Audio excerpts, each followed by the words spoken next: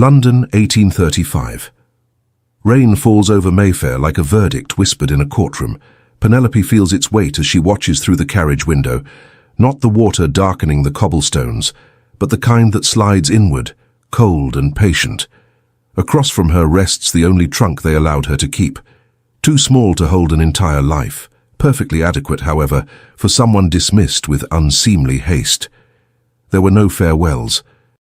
Not even a sympathetic glance from the servants, who avoided her eyes as if shame were contagious. Only the muffled rumble of wheels on wet stone and her own uneven breath trying to steady itself, and failing. She doesn't cry. She would if there were room for it. But what she feels is narrow, tight, hard as a knot pulled by hands that never intended to loosen it.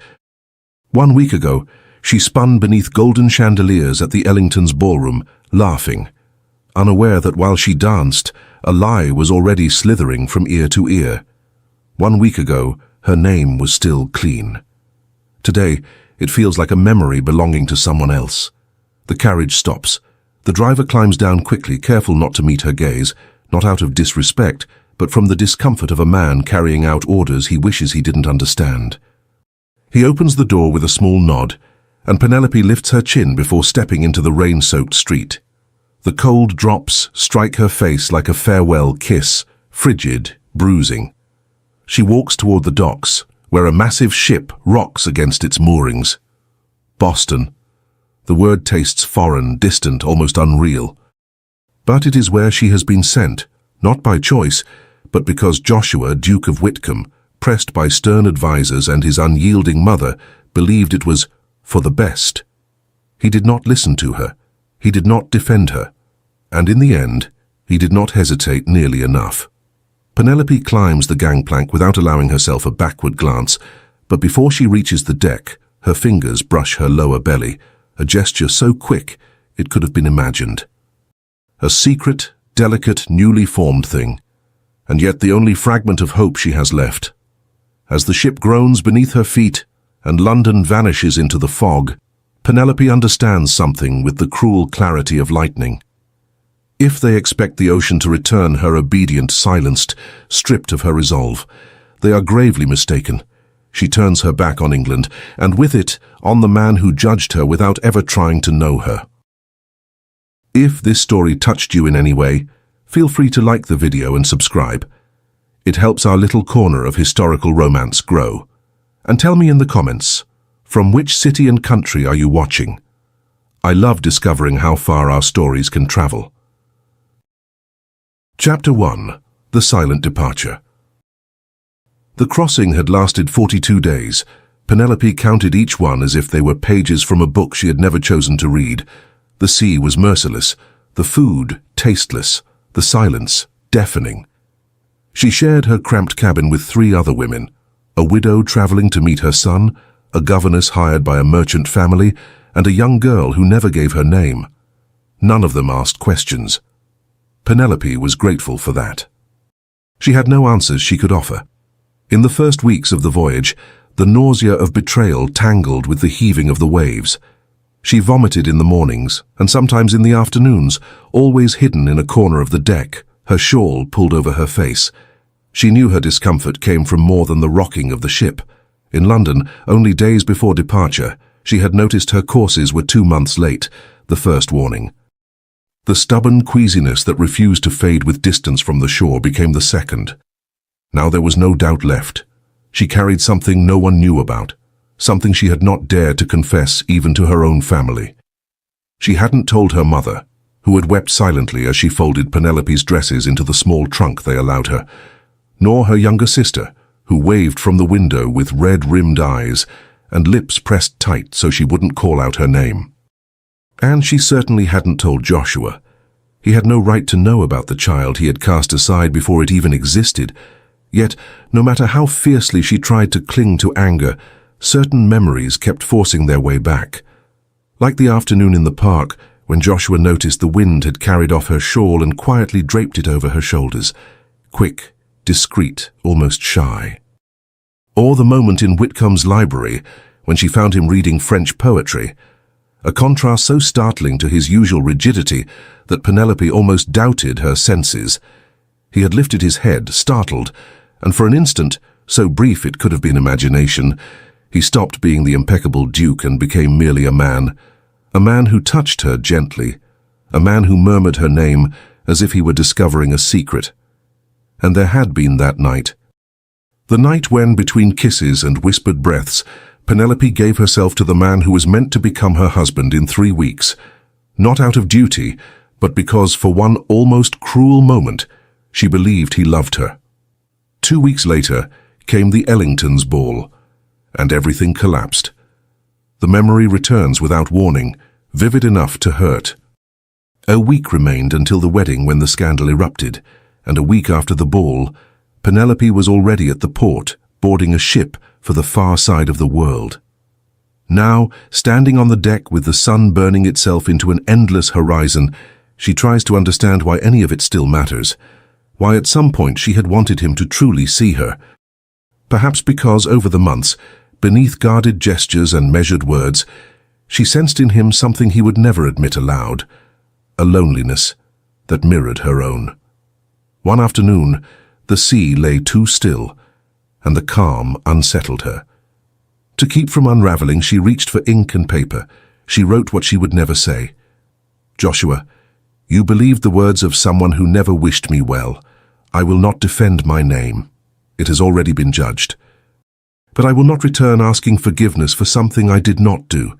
If one day you learn the truth, I hope it weighs on you as heavily as your sentence weighed on me." She folded the letter and hid it at the bottom of her trunk, between the dresses her mother had packed in haste. Then she climbed back to the deck, letting the wind tug at her red hair as she closed her eyes. For the first time since boarding, she felt no anger, only the emptiness that follows it.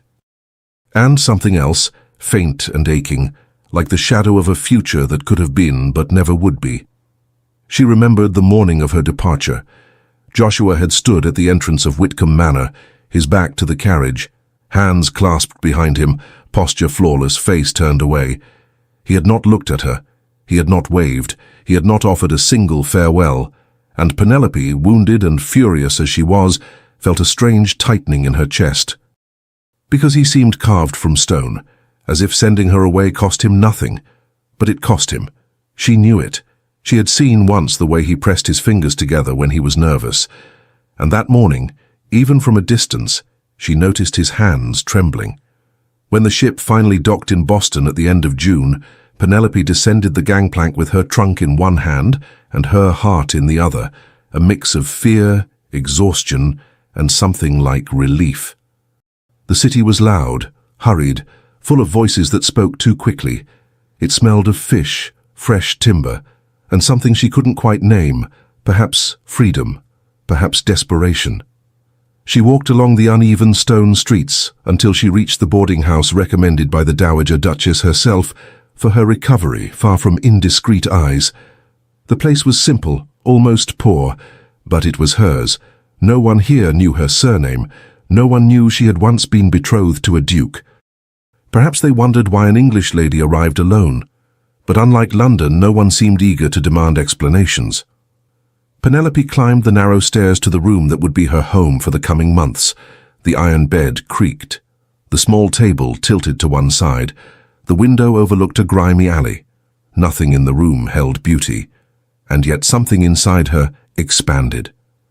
She sat, placed a hand lightly over her still flat, still silent belly, and for the first time since the night everything shattered, she felt a spark of something real. Hope. Perhaps this wasn't the end. Perhaps it was the beginning of something she didn't yet know how to name. Perhaps far from Joshua and far from England, she could finally become who she had always wanted to be, without asking permission, without fearing judgment. And perhaps, someday, he would learn what he had lost. And perhaps by then, it would already be too late. Penelope removed the shawl from her shoulders and hung it over the chair. Then she opened the window, letting Boston's warm air fill the room. Street voices rose in waves, carried by the scent of fresh bread from some distant bakery. And then, almost without realizing it, she smiled. Small, fragile, but real. Chapter 2. The Weight of Her Absence. Joshua had always believed that doing what was right would be enough. That obeying duty, honoring the family name and keeping the Whitcomb reputation intact, would be sufficient to shape a respectable life. But now, seated in the silent library of Whitcomb Manor, the captain's letter open on the desk before him, he begins to understand how deeply he had confused duty with fear. The letter is brief, far too professional, far too cold for what it conveys. Your Grace, as requested, I inform you that Miss Penelope arrived safely in Boston on June 28th. She boarded without incident and disembarked without accompaniment as instructed. Joshua reads it again, and again, safely, without accompaniment, as if sending a woman across an ocean alone were merely a formality, one more task crossed off a list he never should have written. He closes his eyes and pinches the bridge of his nose. The headache that has haunted him for weeks returns with ritual precision. It is not physical. It is the kind of weight that forms only when conscience finally gathers the courage to speak louder than obedience. The weeks since the Ellingtons' ball already feel like a lifetime. Nearly 2 months since Lady Caroline Merrick, the young woman his mother praised endlessly as appropriate, had whispered with urgent righteousness that Penelope had been seen in a shadowed corner of the garden with a man no one recognized. Joshua asked nothing more, did not question who the man was, did not wonder why Caroline, ever so diligent, had seemed almost eager to deliver such news. He simply believed her, because believing was easier than facing the possibility that his mother might be wrong, or, worse still, that Penelope might never fit into the rigid life he had built for himself. She had always been called difficult, opinionated, bold, incapable of bowing to the expectations he had accepted without resistance. He had heard so many murmured judgments about her that, without realizing it, he began accepting them as truth. Now, revisiting every detail, every scene, every word, he begins to wonder whether those judgments had ever been anything more than fear. His fear, not hers. Joshua rises and walks to the window. The garden is immaculate, pruned with the precision his mother demanded. The rose bushes freshly trimmed, the stone paths perfectly aligned, every leaf in its place. A life perfectly ordered, perfectly suffocating. And he remembers Penelope there. Weeks before the scandal, she had knelt in the soil, her dress smudged, fiery hair escaping its braid, holding a wilted flower between her fingers. She had smiled at it, as if sharing a secret, a soft, private, utterly alive smile. Joshua had stood on the terrace watching her for far too long. She hadn't noticed at first. When she finally lifted her gaze and met his, the smile vanished, as if his presence extinguished any flicker of joy. And yet, on that night, the same night he thought he understood the source of that smile, she had turned to him. He cannot push the memory away. The warmth of her hands sliding up the back of his neck, the restrained tremor in their first kiss, the way she seemed to offer not just her body, but her trust, something he had never deserved. It was the only time she had looked at him without fear, without caution, without the weight of his title between them, and he ruined it. Not out of cruelty, but out of cowardice, because at dawn he had pretended nothing had happened, pretended she hadn't touched him with reverence and desire, pretended he hadn't wanted her with equal intensity, and that the wanting hadn't terrified him more than any battlefield. He hated it, hated being the man who made the light disappear from her eyes. But he had not known how to change, because men like him do not kneel in the dirt, do not speak to flowers, do not smile without reason, and above all, men like him do not know what to do when love is offered to them. Now, staring at the perfect garden, he feels only emptiness, and a regret that begins to hollow him from the inside out. The door opens without warning. The Dowager Duchess steps inside, her posture turning any room into a battlefield, chin lifted, purple silk immaculate, eyes cold and calculating. Still thinking about her, she asks bluntly. It is not concern, it is command. I received word she arrived in Boston, Joshua replies, not turning from the window, as if the manicured green could offer answers he desperately lacks. Good, the Duchess says, smoothing her glove. Then the matter is settled. Joshua grips the windowsill. Mother, what if we were wrong? The silence that follows is thick as lead. When she speaks, her voice is a blade. We were not. Lady Caroline is of flawless reputation.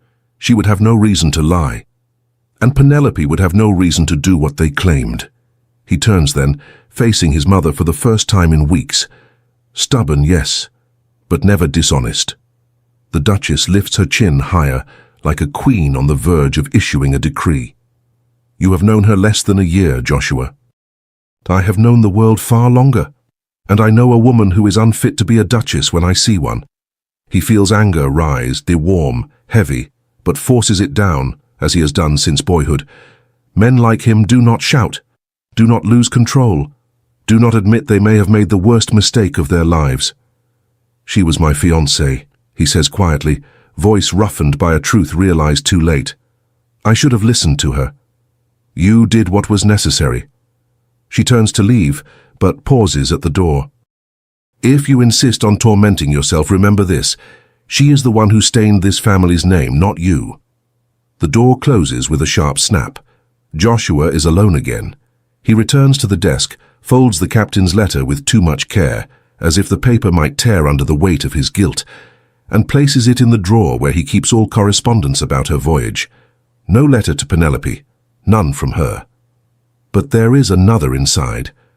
One he began writing the night before she left. Penelope, The ink stops there, 2 words, nothing more. He hadn't been able to continue, not that night, not after, because everything inside him had been confusion, fear, doubt, and that quiet, dangerous emotion he had never dared to name. Joshua closes the drawer slowly, but his fingers tremble, the same fingers Penelope had observed without his knowing on the morning he lacked the courage to say goodbye. He inhales as if rising from deep water, and finally allows the doubt to cut straight through him. No defenses, no excuses. And for the first time since sending her away, Joshua Whitcomb admits to himself that he may have destroyed the only person who could have made him better, and that when he realizes the full extent of it, it may already be far too late. Chapter 3. Roots in a Foreign Land. Penelope wakes to the sound of voices drifting through the thin window.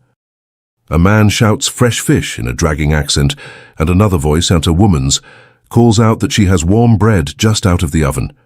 She opens her eyes slowly. The cracked ceiling, the stained walls, the smell of aged wood mixed with the damp odor that lingers after the night's rain. Boston, not London, not anymore. She sits at the edge of the bed and lets her feet touch the cold floor. Waits.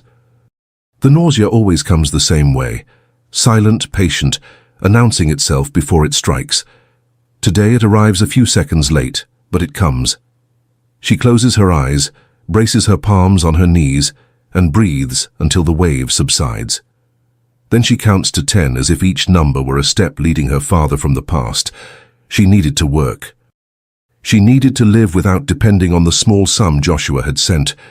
Cold money delivered by his secretary, without a single word written by the Duke's own hand.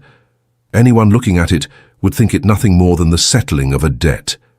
Perhaps that was exactly what it was. Penelope dresses in the plainest gown she brought, brown cotton, no lace, no shine. She pins her hair into a firm knot, gathers her bag, and descends the narrow stairs of the boarding house. She finds Mrs. Dawes, the owner, kneeling in the hallway, scrubbing the floor with a worn cloth. "Out so early, dear?" the woman asks without lifting her head. "I'm going to look for work." Penelope hesitates. "Do you know anyone who might need help? I can read, write, keep accounts when I've taught before." Mrs. Dawes studies her for several long seconds, not the posture, but the soul. Miss Lowell, down near the harbour, is always complaining she's alone with 20 children. She might be willing to hire someone. Her voice softens just a little, but mind you, she pays little and demands much. "I don't need much, only a chance." Mrs. Dawes mutters something in Irish, blessing or warning, Penelope cannot tell, and returns to her work. Penelope steps into the street. Morning air carries the scent of burned coal, salt, and fresh bread. People walk briskly, speak loudly, gesture with their hands, bump shoulders without apology. Boston is not elegant, but it is alive. She follows the directions until she finds a small white wooden house with large windows and peeling paint. A crooked nail holds a sign that reads, Miss Lowell's School for Children. The name comforts her, simple, direct, unpretentious. Penelope takes a deep breath and pushes the door open. The floor creaks. A thin woman with round spectacles and a fatigued expression lifts her eyes from a pile of notebooks. Yes? She asks, already impatient.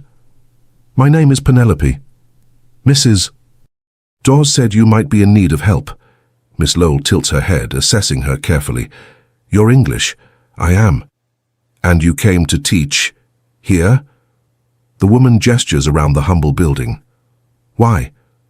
Penelope feels her pulse quicken. The truth is impossible. A lie, dangerous. She chooses the narrow path between the two. Because I need to redirect my life, and teaching is what I do best. Miss Lowell adjusts her spectacles, observes her again, for longer than is comfortable. I can take you on only on a trial basis, she says, closing a book. $3 a week. You begin tomorrow at 7. If you miss a day without notice, or if you can't handle the rowdiness of the harbour boys, I won't have you back. Penelope nods, her voice caught in her throat. I won't miss a day. The woman returns to her papers, but calls out without looking up. And, Penelope, it doesn't matter where you came from. It matters whether you work well. That's what the children need. And that is what I expect. Penelope thanks her with a small bow and leaves the school. Outside, the sun is breaking through the clouds, lighting the wooden facades and the rattling carts that pass along the street. She walks without hurry, stepping around puddles, taking in every detail of the city. The small shops, the strong smell of fish near the barrels, the women carrying baskets on their hips. It is also different from London that for a fleeting moment she feels relieved not to be recognized by anyone. At a corner stall, a man sells flowers. Red roses, white daisies, yellow lilies heaped in a basket. Penelope stops. Her heart gives a small leap, unexpected, involuntary. The roses remind her of the Whitcomb garden, the scent of early mornings, the quiet that wrapped the estate, the damp earth beneath her knees as she held a wilted bloom between her fingers. And she remembers him, the weight of his silent gaze on her, the fleeting, almost impossible feeling that, for one moment, Joshua had truly seen her. Penelope closes her eyes for a single second, then opens them again and turns away from the flowers. She cannot afford nostalgia, not when she needs to find strength in places she has not yet discovered. But before turning the corner, she glances back. The flower basket sways in the wind.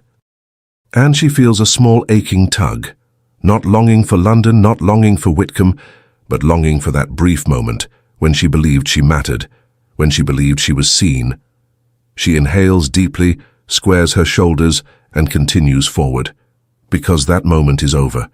Because she is building a life that no longer depends on any man's gaze, not even his.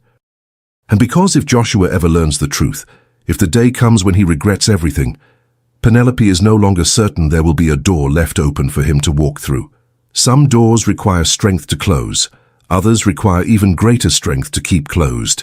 Penelope keeps walking, one step at a time, in a foreign land, but for the first time on a path that belongs entirely to her. Chapter 4.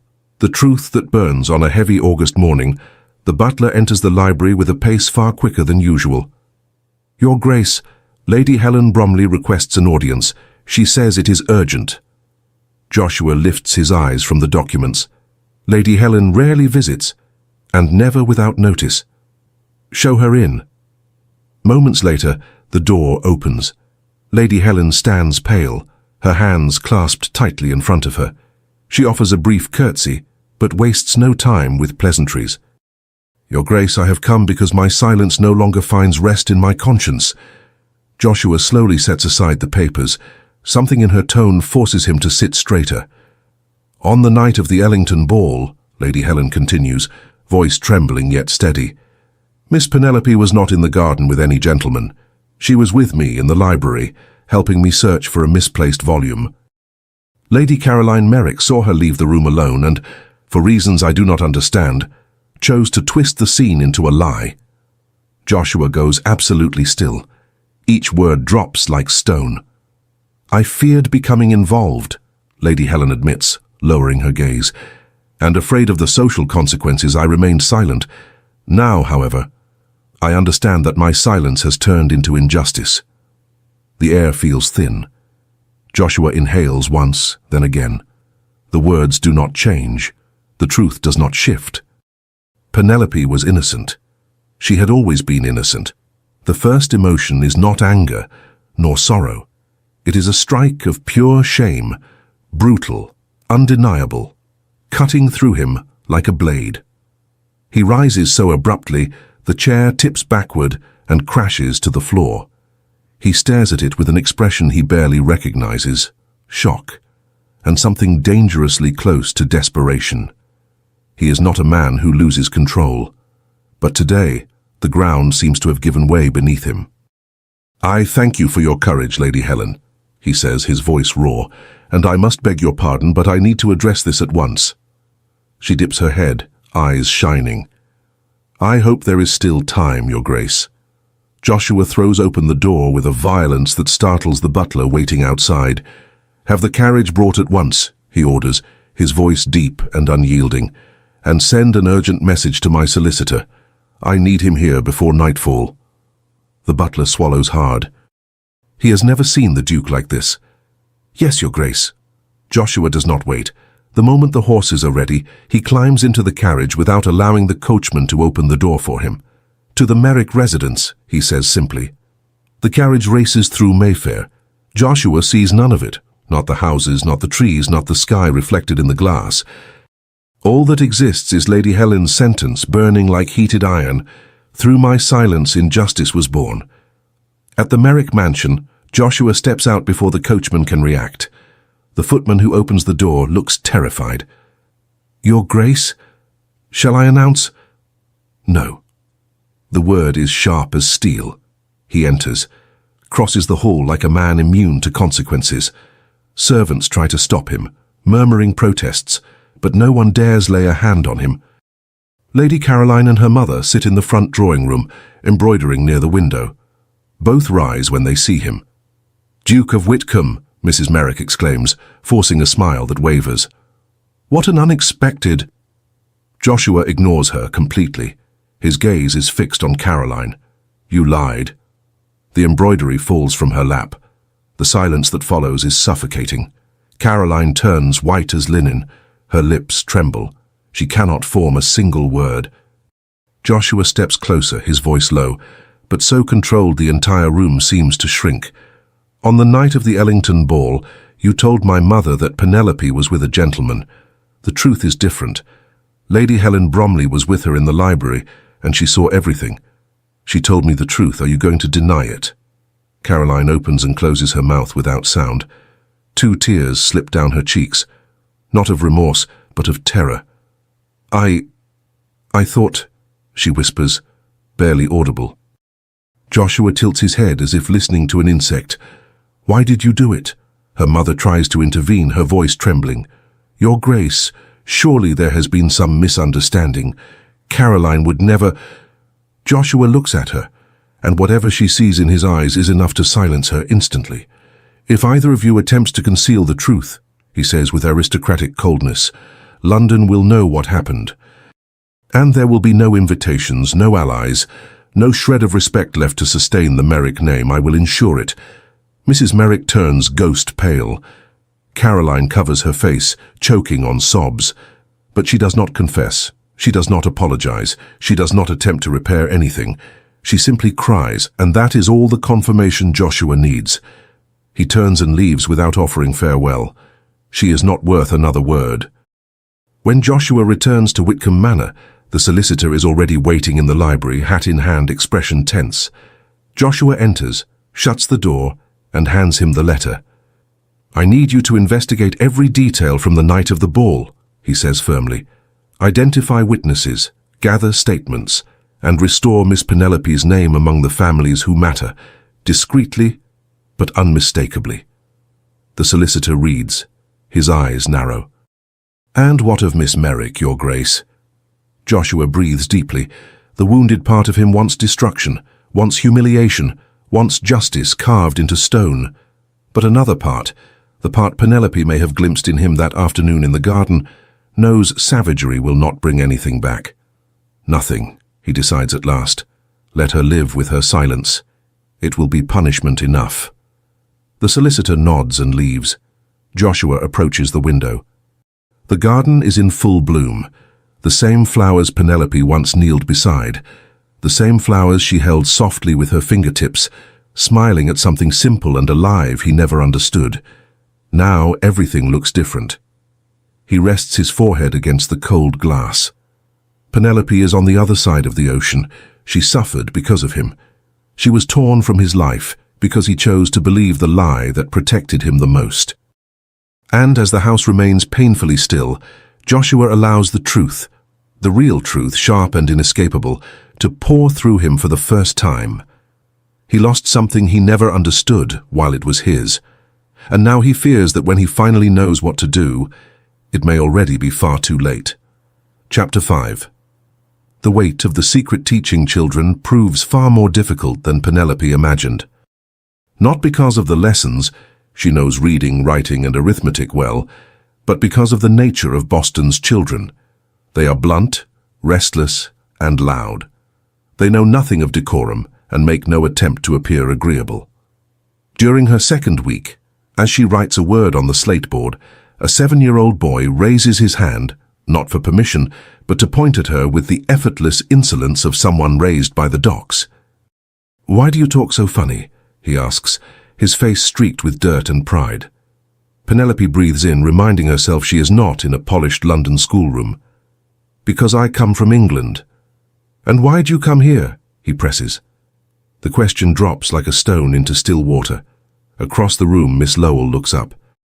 Penelope feels the weight of the answer, and the familiar wave of nausea climbing her throat, the same that greets her every morning, reminding her that everything in her life has changed. "Because I needed to start over," she replies at last, choosing the truest answer she can offer. The boy squints unconvinced but asks no more. Penelope is grateful for that. The weeks crawl by, shaped by routines she forces upon herself so she will not collapse. She teaches in the morning, walks back to the boarding house in the afternoon, and at night she thinks, or writes, letters she never sends, some for her mother, some for her sister, but most for Joshua, letters that begin in bitterness and end in something she refuses to name, something that aches, a forbidden kind of longing. "Joshua, you believed the word of someone who barely knew me and silenced mine. You gave me no time, no questions, no chance to show you who I was. Perhaps we were two strangers trying to fulfill an arrangement. Perhaps the mistake began long before we were introduced. Or perhaps—" She never finishes that one, always folds the page before writing what would come next. One night, after tucking away the unfinished letter, Penelope rests a hand on her stomach. It has begun to round, discreet but undeniable. Anyone looking closely would notice. And then, in a month, perhaps 2, there will be no hiding it. Boston may be a land of opportunity, but its tongues are sharp. Unmarried pregnant women draw looks, whispers, judgments. A tremor of fear moves through her, small but honest. That is when someone knocks. Mrs. Dawes stands in the doorway holding an envelope. "A letter for you, dear." Her tone is gentle, her eyes observant. "From London." Penelope freezes. London. She takes the letter. The seal of Whitcomb Manor glints under the dim lamp, but the handwriting is not Joshua's. It is his secretary's. Her heart tightens, not with hope, but with warning. Penelope waits for Mrs. Dawes to close the door before opening the envelope. "Miss Penelope, by instruction of His Grace, I inform you that your reputation has been restored among the appropriate families." Penelope stops breathing. The truth regarding the night of the Ellington ball has been revealed. Lady Helen Bromley confirmed you were with her. Lady Caroline Merrick has been deemed responsible for the falsehood. She closes her eyes. The truth has come. Late, but it has come. She continues reading. His Grace requests that you return to England at your earliest convenience. Passage will be arranged upon receipt of your preferred date. Signed, Mr. Edmund Clark, Secretary to His Grace the Duke of Whitcomb. Penelope rereads it. The words blur, reads again. They remain cold. Correct. Hollow. He did not write, did not apologize, did not explain, did not say a single word. It is merely a notice, an elegant command. Return, as if she were part of the estate inventory. Anger arrives first, hot, unexpected. Then comes something deeper, a pain she refuses to claim, because for one foolish, fleeting moment, she imagined that when the truth came, it might come in his handwriting. But it did not. She walks to the window. Boston wakes outside, carts rattling, vendors shouting, children darting through narrow streets. It is chaotic, imperfect, loud, but it is real. Here, no one calls her lady. Here, she is not the exiled fiancée of a duke. Here, she is simply Penelope, the pregnant woman whose husband travels for work, who teaches children, who pays her rent with her own hands. And suddenly, that seems more valuable than any London ballroom. Back at the table, she takes a clean sheet of paper. Her stomach tightens, not with nausea, but with resolve. She writes slowly, weighing every word. Mr. Clark, thank you for the information provided. However, I must inform you that I will not be returning to England. I have established myself in Boston and intend to remain here. Please do not arrange passage. Kindly convey my regards to His Grace. Miss Penelope Belmont. When she finishes, she closes her eyes. It is simple. It is final. But her hand trembles as she folds the paper. If she returned, she would be forced to reveal the child, and Joshua would do what duty demands: marriage, inheritance, the appearance of honor. None of it would be choice, none of it freedom. If she stays, life will be hard. She may be judged, she may be rejected, but she will belong to herself. Penelope leaves the boarding house before her courage cools. She posts the letter with a breath that stumbles from her chest, like a plunge into icy water. The mailbox shuts with a sharp click. There is no going back. She closes her eyes, feels something inside her, not pain, not fear, but release. Returning home, Mrs. Dawes asks, "Everything all right, dear?" Penelope smiles, small, real, but aching. It is, the best it can be. That night, lying on the narrow bed, she rests her hand again on the slowly growing swell of her belly. Something grows there, something that does not depend on Joshua or London or any title, something that belongs only to her. "You and I," she whispers in the dark, "we'll be all right. I promise." And for the first time since she learned she was with child, she believes her own words. She falls asleep without dreaming of silks or silent gardens, or a man who never learned how to speak his heart. She sleeps only with herself, and with the small future she carries beneath her ribs. Chapter 6. The decision that changes everything. Penelope's letter arrives on a heavy September afternoon, the kind where the sky threatens to break open, but never does. Joshua is in the library, where he has spent the last week surrounded by papers that mean very little, when his secretary enters with the envelope. "A letter from Boston, Your Grace." Joshua feels his heart falter. It shouldn't, but it does. He nods a restrained thank you and waits for the man to leave before breaking the seal. Her handwriting. It takes only a single line for the world he has tried so hard to keep intact to split with surgical precision. "I have decided to remain in Boston. I do not wish to return to England." The words weigh more than the paper that carries them. Joshua closes his eyes, opens them again, reads the sentence once more, and again, as if the meaning might change if he stares hard enough. It doesn't. The letter slips from his hand and settles on the desk. He stands motionless for a long time, gaze fixed on the words that reject him. She does not wish to return. At first, what flickers inside him is wounded pride, hot, brief, almost childish. How can she refuse? He restored her reputation. He did what was necessary. He repaired what others shattered, but the thought collapses almost as quickly as it forms. Because Joshua knows, deep down knows, that he did not do everything right. He did the minimum, and he did it too late. He restored her name as one settles a debt, and he did not write a single line that was truly his. No apology. No explanation.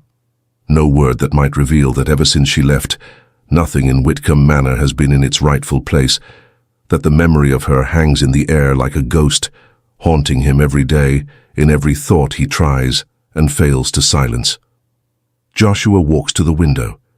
He places a hand on the cold glass. His breath comes heavy. Effortlessly, he sees what might have been, a life that never existed, but now threads itself through every shadow of this house. If only he had asked her that night, if he had believed her, if he had faced his mother, if he had allowed himself to feel what had been burning beneath the surface since the beginning, what he tried so desperately to smother. If he had not spent months trying to forget that night, the only night he lowered his mask, let her glimpse the man beneath, and for a fleeting moment wanted her to see him truly. Perhaps Penelope would still be here. Perhaps there would be laughter in the halls. Perhaps his garden would have bloomed again, touched by hands far gentler than his own. But he did none of that, and now he is alone with the cost of his own cowardice. The door opens without warning. The Dowager Duchess enters, her posture as rigid as ever. News from her? Her eyes flick to the open letter on the desk. Judging by your face, she declined your request to return, she says, with a calmness that drips like poison. Joshua does not turn. Yes. The faint spark of satisfaction in her eyes is enough to make him finally face her, not as the obedient son she molded, but as the man loss has forced him to become. I always knew she was unsuitable, the Duchess adds, adjusting her glove as though preparing for a ball. She was more than suitable, Joshua replies, voice low, steady. She was honest, and I treated her as if she were disposable. The Duchess pales by a shade. Joshua, do not speak that way. I spent my entire life listening to your voice above my own, he continues, not raising his tone. He doesn't need to. I did everything you wanted. I was the impeccable duke you demanded. And what did I receive in return? An empty home and the certainty that I drove away the only person who could have taught me what it means to truly live. The Duchess takes a step forward, a rare gesture for her. Happiness is not the purpose of a ducal marriage, she says, but now her voice trembles. Joshua lets out a short, bitter laugh. Then what is? Appearance? Lineage? Control? He shakes his head. If that is all a duke must have, then I already possess it. And it means absolutely nothing. He picks up Penelope's letter from the table and slips it into his coat. He straightens. I'm going to Boston. His mother's eyes widen. Joshua, you cannot simply cross the ocean for a girl. I can, he interrupts, and I will. And if she does not wish to see you, she insists, no longer cold but frightened. He breathes deeply, and this time he does not run from the truth. Perhaps she won't. And she has every reason for that. Joshua turns toward the door, but I will not remain here while there is even the smallest chance of repairing what I destroyed. He leaves before she can speak again. In the corridor, he calls to his secretary, arrange passage on the next ship to America. Send letters to the steward and land agent as well. They will oversee everything in my absence. The secretary hesitates, visibly alarmed. Your Grace, for how long do you intend to stay abroad? Joshua looks past him, beyond the house, beyond England, beyond the ocean. As long as it takes. In his room, he begins packing. Not much, only what is necessary to cross a continent and an ocean. When he opens the drawer of his writing desk, he finds the unfinished letter he wrote the night before Penelope's departure. Penelope, Nothing follows. Now he knows exactly what comes next.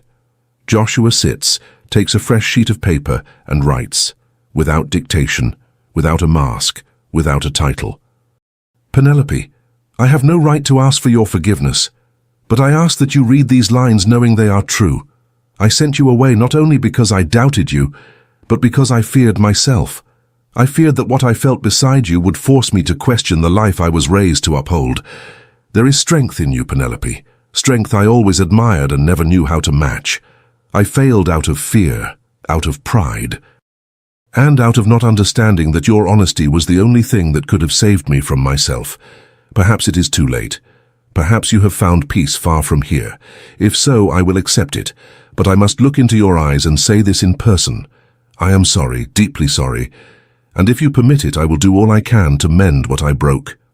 Joshua. He folds the letter with the care he never had when he still had the chance. He places it beside her reply, the words that wounded him and paradoxically set him free. Joshua closes his trunk, breathes deeply, and looks out the window. The gardens of Whitcomb are immaculate, as always. But what he wants, what matters, is not here. It is an ocean away. And this time, he will not stand still and wait for fate to decide. This time, he is going. Not as the flawless Duke London expects, but as Joshua, the man he should have been from the beginning, the man who finally chooses. Chapter 7. The Inevitable Encounter. On that clear October morning, Penelope's belly can no longer be hidden beneath any shawl. At the harbour market, while choosing apples, she feels another kick, firm, insistent, as if the small life inside her insists on reminding her that it exists. She pauses, basket in hand, and presses her free palm to the rounded swell, breathing deeply at the simplicity and impossibility of the moment. A smile slips out before she can stop it. For the first time, the child is no longer fear, nausea, or uncertainty. It is life, small but certain, and hers. "Are you all right, miss?" an elderly vendor asks gently, cautious not to pry. Penelope wipes her eyes discreetly. "Yes, very." She buys bread, cheese, 2 apples, and walks back to the boarding house. The weight of her 7-month belly already draws curious glances, and Mrs. Dawes, with her sharp Irish eyes, had asked questions. Penelope chose the half-truth. The father is in England. There is no marriage. Nothing more. The woman didn't judge. She only sighed, pressed her lips together, and said, "A young woman alone rarely has an easy path. As long as you pay the rent, you can stay." Penelope had been grateful. Compassion is a rare currency for someone in her condition. One afternoon, when she climbs the stairs and opens the door to her room, she finds Mrs. Dawes by the window, holding an envelope. "This arrived a short while ago," she says gently, "from London." Penelope's heart tightens sharply. The seal is Whitcomb Manor, but the handwriting is not the secretary's, it is Joshua's. Mrs. Dawes steps back and closes the door. Penelope stands frozen before the envelope, as if it might explode at the slightest touch. Part of her wants to hide it forever, intact and silent. Another part wants to tear it apart. But the part that always wins, the one that seeks truth even when it hurts, slides a finger beneath the seal. She reads, slowly, breathing between each line, because she feels that if she rushes, something in her might break. When she finishes, she must sit on the edge of the bed to keep her legs from giving way. "There was a strength in you that disarmed me, and I was a coward for fearing it. I wish for another chance, if you judge that I might deserve one. I am on my way." Penelope closes her eyes. The world shifts strangely, slow, as if for a moment she forgot how to breathe. He is coming. Joshua is crossing the ocean for her. "Oh God," she whispers, hand pressing her belly. The baby moves, as if answering her. "And now," she murmurs, "what are we going to do?" There are no answers, only the insistent beat of her own heart. The days that follow are lined with silent tension.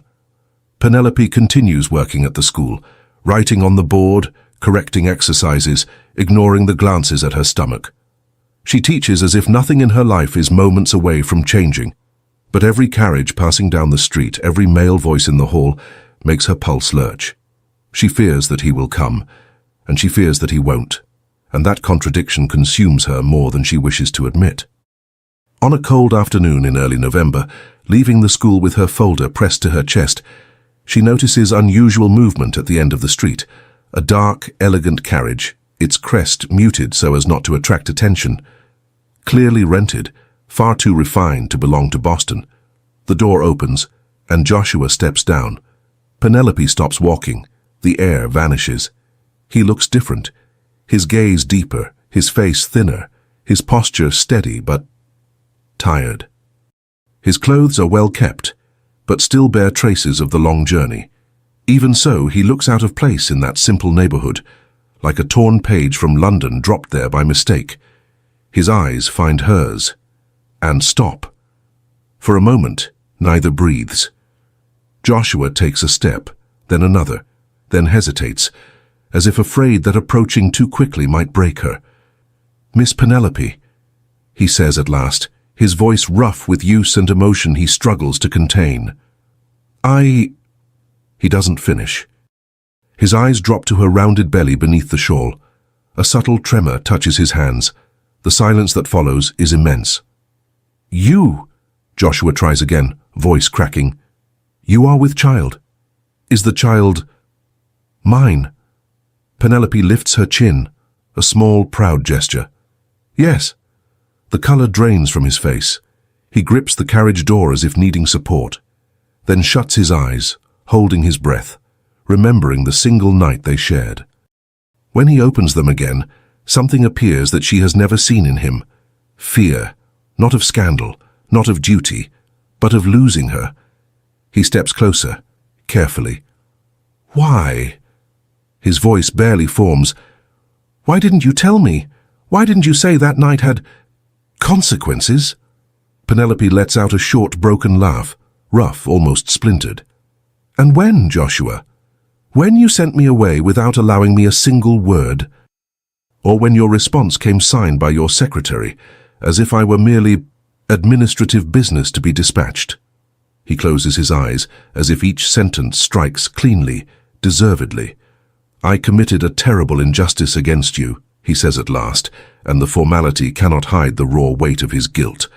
"And I know nothing I say will erase it, but I came because I need to try to mend what I caused."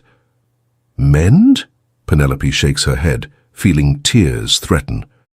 "Joshua, I lived months between fear and shame, alone, not knowing whether I would be accepted anywhere. Do you imagine that disappears with words?" "No," he answers immediately, voice low and earnest. "Words are not enough. But I am here. I am here because I finally understood that the mistake was not only believing a lie, it was lacking the courage to know you truly. I want, if you allow me, to try again." Penelope studies him for a long moment.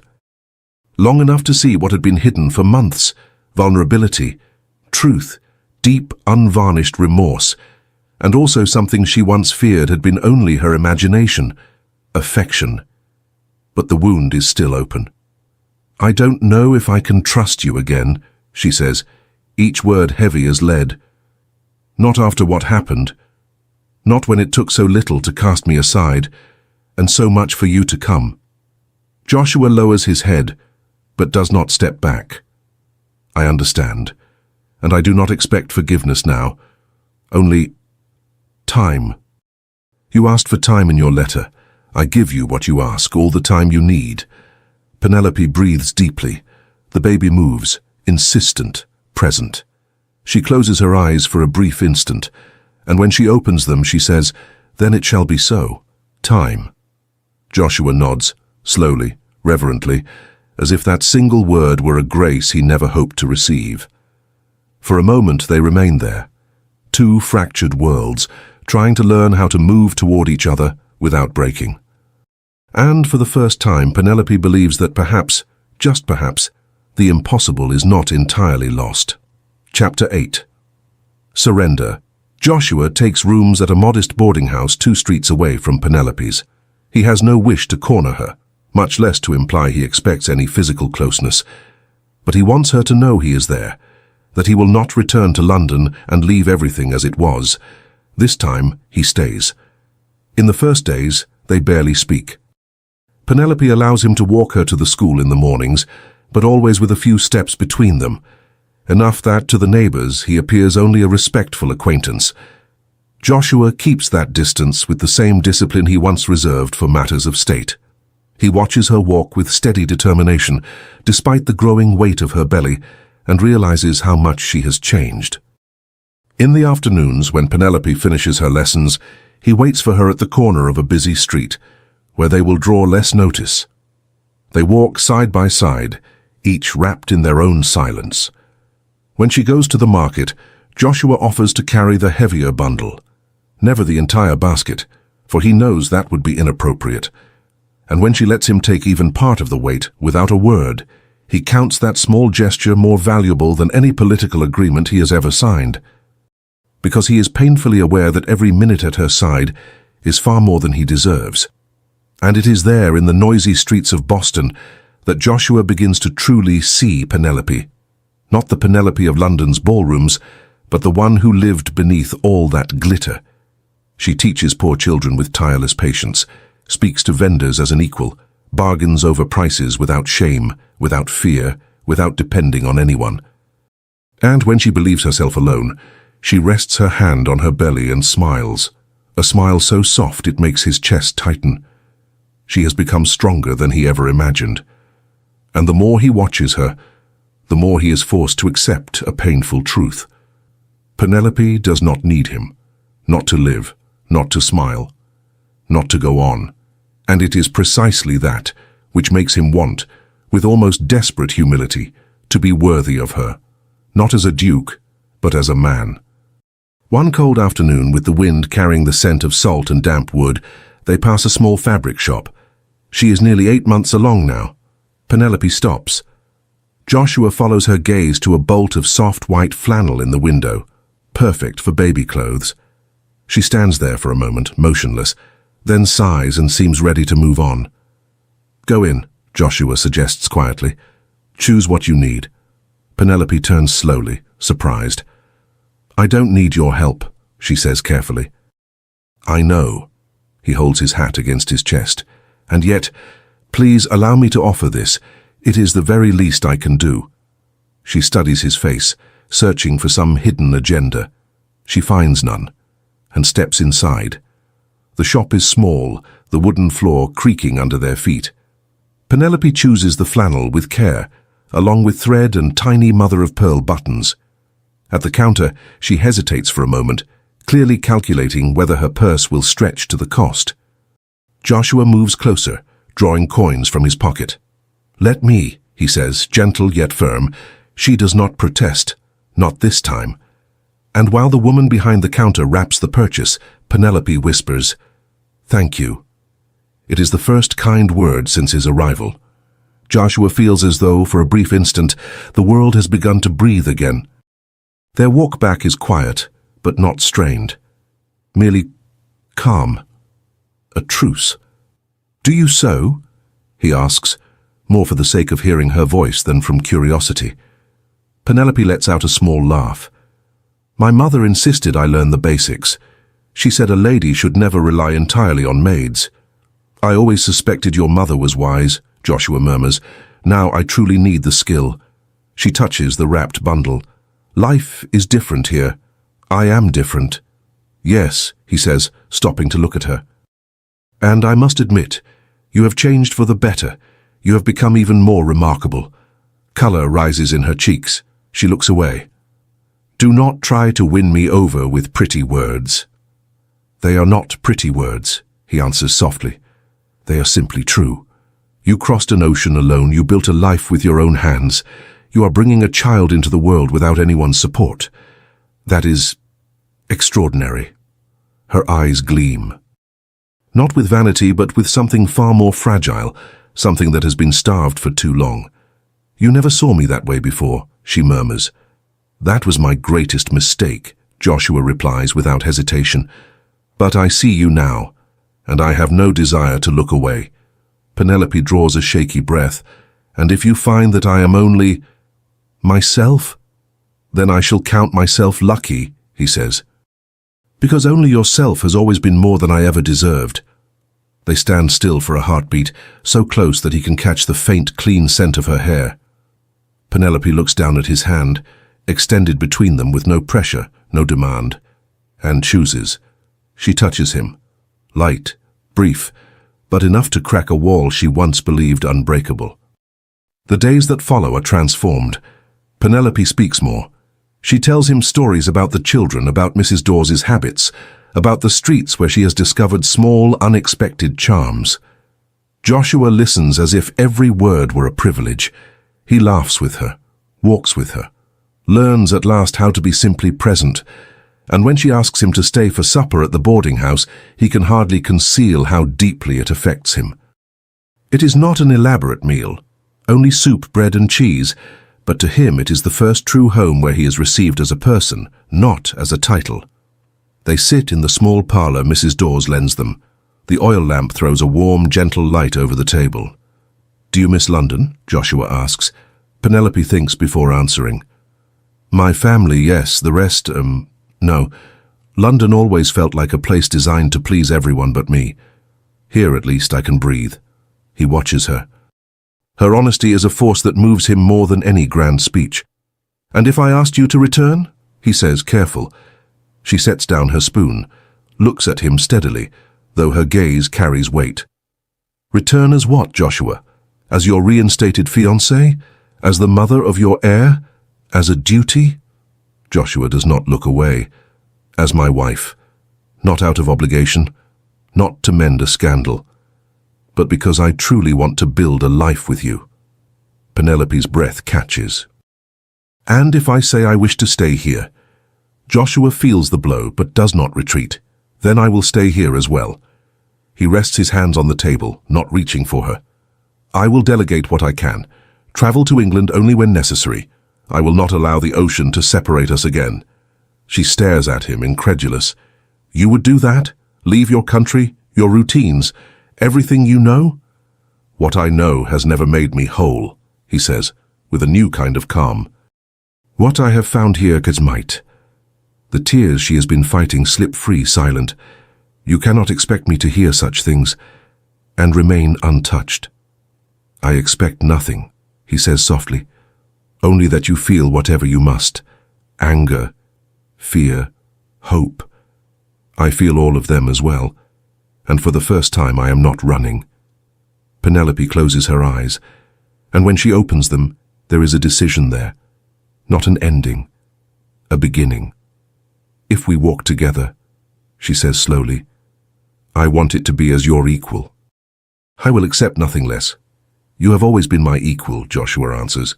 "I was simply too blind to see it." She smiles. "Small, true. Then we will try. But slowly, Joshua, slowly." He nods, reaching across the table with his hand open. "I have the rest of my life to prove I have changed." Penelope lays her hand over his and lets their fingers interlace. They remain that way for long seconds, a quiet pact. Then she pulls her hand back, not to reject him, but to rest it over her belly. Joshua hesitates. Then, with almost reverent caution, he places his hand over hers. The baby moves. His breath stutters. "Was that your child?" Penelope whispers, saying his first hello. Joshua swallows hard, emotion tightening his throat. And there, in that small room lit by a single lamp, Joshua feels for the first time in many years something that does not stand on duty, title, or honor. Joy, pure and unadorned. And the quiet, solid certainty that he is finally walking in the right direction. Chapter 9. A new beginning. The days that follow become something strangely gentle for Penelope, soft and unsettling at once. Joshua remains in Boston. He does not speak of England. He never mentions returning. He simply stays. He rents a small office near the port, where he spends long mornings writing detailed instructions for the stewards of Whitcomb and the estate manager. Letters take weeks to travel back and forth, and for the first time in his life, Joshua learns to live with delay. He discovers that the world does not crumble when he does not answer immediately. The duchy continues to exist, even with an ocean between them, and without the constant weight of duty pressing on his spine, he finds that he can breathe. He and Penelope see each other every day, not out of routine, but out of choice. In the mornings, Joshua walks her to the school, always keeping a few respectful paces behind to avoid neighborhood whispers. Penelope introduces him as a family acquaintance, and that is enough to calm the curious. Sometimes during recess, he watches from a distance as she teaches a little girl how to hold her pencil or adjusts the coat of a freckle-faced boy. Joshua, who never imagined having patience for children, finds himself making them laugh with stories about horses and castles. And Penelope, seeing him from afar, realizes she likes what she sees, not the Duke, but Joshua, the man. Joshua learns details he never noticed in London, that Penelope wakes before sunrise and loves the silence of the early hours, that she hums soft Irish songs when she thinks no one is listening, that she avoids storms, not out of fear, but because of childhood memories. And that when she is nervous, she twists the fingers of her left hand, an intimate habit he wonders how he ever failed to see.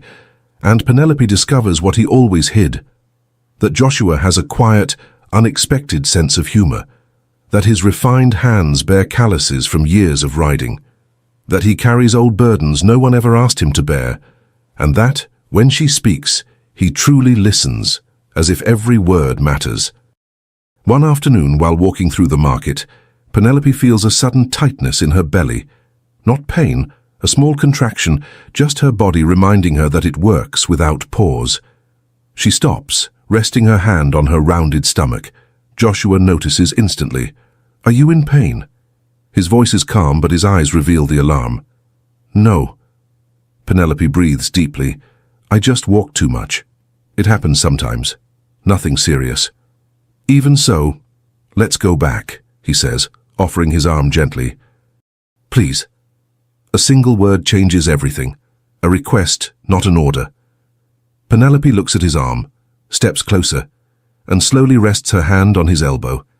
It is the first time walking together feels natural, not as Duke and arranged bride, not as strangers, but as two people who by some quiet miracle have found a shared rhythm. Joshua walks her back to the boarding house and down the corridor to her floor, but he does not enter her room. It would not be proper. Still, he remains there, waiting for her to sit and breathe. "I'm all right, Joshua." Penelope smiles. "It's just the baby reminding us he exists. But I think, in a few weeks, he'll be here." He stays close but respects the distance. There is tension in his face, worry, guilt, something deeper. "I want to be here when that happens," he says at last. "Sometimes I imagine how different everything might have been if I had known you like this. Before all of it, before the lies, before the leaving." Penelope studies him with a gentleness he doesn't expect. "Perhaps nothing would have happened as it should," she says, touching her belly. "Perhaps we needed to lose each other to truly meet." Joshua lifts his eyes, something vulnerable shining there. "You truly believe that?" "I'm learning to believe it," she answers. "Because if I don't, then everything I endured to get here has no meaning." "It had meaning," Joshua says softly but firmly. "It changed you, and it changed me too." He hesitates, then lower. "Would you really stay here, if you had the choice?" Penelope breathes in slowly. "I don't know what I'll do. Not yet. But I need to know whether you mean it. When you say you'd stay." "I do," Joshua says without blinking. "Of course I carry enormous responsibilities with my title. So I can't abandon Whitcomb, and I know I'll need to return from time to time, but I can trust capable men to manage the estate. I can divide my life between two continents. I can learn a new way of living, as long as it is beside you." Penelope feels a knot rise in her throat. "You cannot say things like that," she whispers, "and expect me to remain untouched." "I don't want you untouched," Joshua replies. "I want you honest, with me, with yourself." She can no longer keep the distance between them. She takes a step, he takes another. Now they stand close enough for her to see the slight tremor in his hands. "I'm afraid," she confesses. "Afraid to believe, and watch you become again the man who sent me away." "I'm afraid too," Joshua answers. "Afraid I won't be enough. afraid you'll realize you deserve someone better than me. But I would rather be afraid beside you than live safe and alone at Whitcomb. That place was always a mausoleum, and after you came into my life it became even colder. Penelope closes her eyes, and when she opens them, the last wall, the one she guarded with iron and fear, finally gives way. Then, we'll try, she says, barely above a breath. Slowly, Joshua inhales like a man pulled back from drowning. May I hold you? He asks, voice roughened by emotion. Penelope smiles through her tears. You may. But they do not embrace inside her room. She steps into the corridor, a gesture that says everything about who she is and who he must be. Joshua gathers her into his arms there, in the narrow hallway, holding her with reverent care, as if she were something too precious to be pressed too tightly. Penelope leans into him, feeling the warmth, the scent, the safety she never thought she would feel again. It is there, in that dim, narrow corridor, that the true beginning takes shape. The baby moves, strong. Penelope laughs softly. Someone has an opinion about this. Joshua pulls back just enough to look at her, his expression a blend of awe and tenderness. Or someone, he murmurs, is already announcing their presence. She takes his hand and guides it to her belly. Joshua feels the movement. His face changes, everything in him changes. My God, he breathes. It's wonderful. It always was, she says gently. His eyes shine. Boy or girl, may they be healthy. And if there is justice in this world, may they have their mother's eyes. Penelope blushes. And if they have yours, then they'll be stubborn, he smiles. Stubborn, determined, and endlessly loved. Her laughter fills the corridor, soft, free, and more beautiful than any music he has ever heard. That night, when Joshua returns to his lodging, Boston lies quiet under the glow of the lamps. The street glimmers with their reflection. The sea breathes in the distance. He does not miss London. He does not miss the pressure of the salons, nor the immaculate walls of Whitcomb Manor. For the first time in many years, he is exactly where he wants to be. And he understands, with a clarity beyond words, some loves are not planned. They are not chosen. They cannot be controlled. They are surrendered to. And Joshua, at last, has surrendered. Epilogue. Boston, April 1836. Penelope woke to the sound of birds. Not the birds of London. These were different, loud, restless, as if they were fighting over the world the moment dawn touched it. She smiled before she even opened her eyes. The cradle beside the bed creaked softly, and she turned her head. Eleanor slept on her stomach, tiny fists curled up by her face. 4 months. 4 months since the little girl had entered the world, small as a rosebud and just as fierce. Now she ruled the house with decisive cries and long, watchful silences. The house, compared to Whitcomb Manor, it was nothing, a small place of pale wood near the school where Penelope taught. Nothing grand, nothing noble, but it was warm. It was theirs. A home built brick by brick, gesture by gesture, the first Penelope could truly call her own. There was a small garden out back that she tended with the care of someone planting memories. Young flowers, still timid, but alive. It would take time. Everything of value did. Penelope made her way downstairs slowly. Motherhood was more exhausting than she had ever imagined, and somehow more beautiful. Eleanor had Joshua's moss-green eyes and the unruly red hair Penelope herself had spent a lifetime trying to tame. When the baby smiled, even for an instant, Penelope felt her heart melt completely. In the kitchen, Joshua was already awake, sleeves rolled up, preparing tea. He turned when he heard her steps and smiled, a real smile, simple and unguarded, with none of the stiffness of London drawing rooms. "Good morning," he said, handing her a cup. "Is our little commander still asleep?" "For now," Penelope replied, returning the smile, tired but content. "I wouldn't place any bets on how long that will last." She has her mother's sense of timing, and her father's stubbornness. A dangerous balance, he murmured, leaning in to kiss her forehead as if it were the most natural thing in the world. It still surprised Penelope, this ease he now had in showing affection. But she had learned to accept it, to believe it. Day after day he had proved that he was no longer the man who had sent her away without hearing her voice. He was someone else. Or perhaps the same man, finally allowed to exist. As they sat down, Joshua cleared his throat. "I received a letter from my mother," he said. "She intends to visit us." Penelope's eyebrows lifted. "The Dowager Duchess? Here?" "Yes." He hesitated. "I don't know what to expect, but I believe she wishes, at the very least, to attempt some form of reconciliation." Penelope thought for a long moment. The Dowager Duchess had been the starting point of so many wounds. But blaming only her would be too easy. Joshua no longer hid behind that excuse, and Penelope had no desire to either. "She may come," she said at last, "but remind her this is my house. Here, I follow my own rules." Joshua's smile deepened, pleased. "I've already made that clear." And she agreed. Before Penelope could answer, Eleanor's cry sliced through the quiet. Penelope began to rise, but Joshua was faster.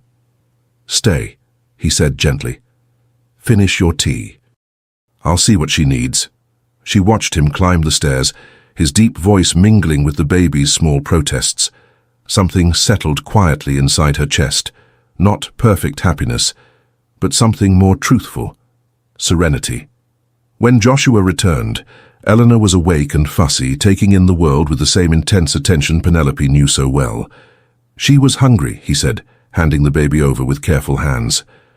Penelope settled into the rocking chair and brought her daughter to her breast. Joshua sat beside her silent, as if watching that moment was a privilege too great to disturb with words. She studied him. "What are you thinking?" she asked. "How it might have been. If I had understood who you were from the very beginning," he answered, his voice low, "if I had been worthy." Penelope shook her head slowly. "Perhaps we wouldn't be here," she murmured. "Sometimes you have to cross winter before anything can bloom." He took that in like a truth he had long felt, but never dared to say. "Even so," he insisted, "I regret the time we lost." "Then don't lose any more," Penelope replied, smiling softly. "We are here now, all three of us." Joshua took her free hand.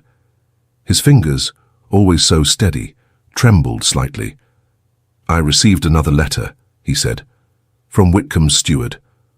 The work is finished." "What work?" she asked. "The garden." A small smile touched his lips. "I had roses planted, the same kind you used to tend. They're waiting for you, whenever we decide to go back." "If we decide," Penelope almost says, and then she does. "If we decide," she corrects gently. He inclined his head. "When?" he repeated, not as an order but as hope.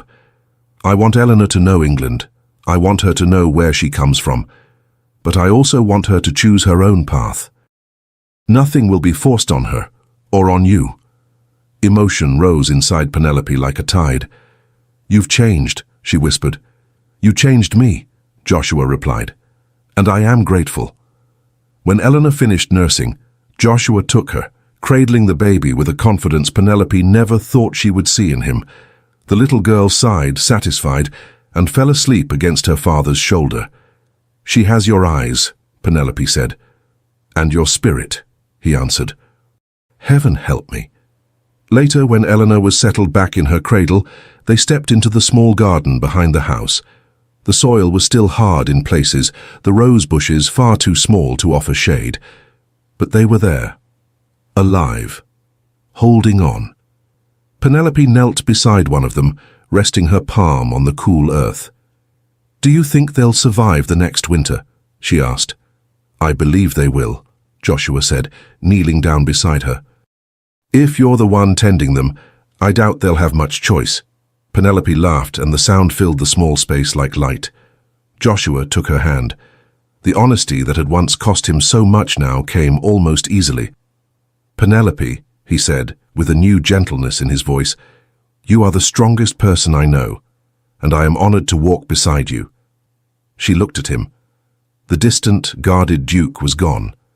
Standing before her was Joshua, just Joshua, the man who had chosen to stay. The man who had learned how to love, even though he had no idea how when all this began. "I love you," Penelope said at last. He froze. For a second, the whole world seemed to hold its breath. Then Joshua smiled, the deepest, most unguarded, most genuine smile she had ever seen on his face. "I love you too," he answered. "I always have. I just had to lose myself to find my way back to you." They kissed there, knees stained with soil, early spring light touching their faces, young rose bushes growing quietly around them. It was not a perfect ending.